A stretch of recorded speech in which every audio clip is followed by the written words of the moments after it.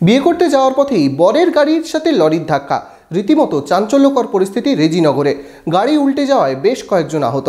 দেখুন বিস্তারিত। মনোবীক্ষণ পলিক্লিনিক, চিকিৎসার জগতে এক দশক। এখন এখানে সব বিষয়ে ডাক্তারবাবু একসাথে তলায়। ফোন করুন 7477799515 এই নম্বরে। বিয়ে করতে যাওয়ার পথেই ঘটল বিপদ। রেজিনগরে জাতীয় সড়কে দুর্ঘটনার কবলে বরযাত্রী বোঝাই গাড়ি, আহত হয়েছেন বেশ কয়েকজন। জানা গেছে সোমবার বিকেলে নদিয়ার বাদকুল্লা থেকে বরযাত্রী বোঝাই গাড়ি মুর্শিদাবাদের জিয়াগঞ্জে যাচ্ছিলেন। পথে রেজিনগর বাসস্ট্যান্ড সংলগ্ন এলাকায় লরির সাথে ধাক্কা লেগে জাতীয় সড়কে উল্টে যায় গাড়ি।